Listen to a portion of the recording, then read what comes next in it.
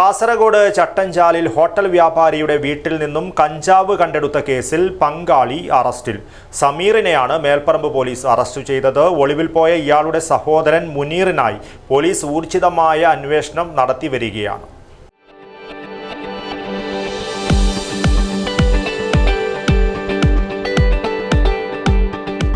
കരുതലിന്റെ കാവൽ ഇനി ഇവിടെ.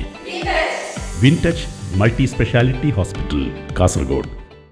ഒരാഴ്ച മുൻപ് രാത്രി 10 മണിയോടെയാണ് Melparamba police inspector A Santhosh കുമാറിൻ്റെയും SI VK അനീഷിൻ്റെയും നേതൃത്വത്തിലുള്ള സംഘം ഹോട്ടൽ ഉടമയുടെ വീട്ടിൽ രഹസ്യ വിവരത്തെ തുടർന്ന് റെയ്ഡ് നടത്തി 11.190 കിലോഗ്രാം കഞ്ചാവ് പിടികൂടിയത്. ഒളിവിൽ പോയ സഹോദരങ്ങളിൽ ഒരാളായ സമീറിനെ സമർത്ഥമായ നീക്കത്തിലൂടെയാണ് ഇപ്പോൾ പോലീസ് പിടികൂടിയിരിക്കുന്നത്. പോലീസ് നടത്തിയ പരിശോധനയിൽ അന്ന് ഇരുനില വീടിന്റെ മുകളിലത്തെ നിലയിൽ കിടപ്പുമുറിയിൽ പ്ലാസ്റ്റിക് ചാക്കിൽ കെട്ടി തട്ടിൻപുറത്ത് ഒളിപ്പിച്ച നിലയിലായിരുന്നു കഞ്ചാവ് കണ്ടെത്തിയത്. സംഭവത്തെക്കുറിച്ച് മേൽപ്പറമ്പ് പോലീസ് കൂടുതൽ അന്വേഷണം നടത്തി വരികയാണ്. അറസ്റ്റിലായ സമീറിന്റെയും ഒളിവിൽ പോയ സഹോദരൻ മുനീറിന്റെയും പശ്ചാത്തലം, കഞ്ചാവ് ലഭിച്ച ഉറവിടം തുടങ്ങിയ കാര്യങ്ങളെക്കുറിച്ചാണ് പോലീസ് പ്രധാനമായും അന്വേഷണം നടത്തുന്നത്.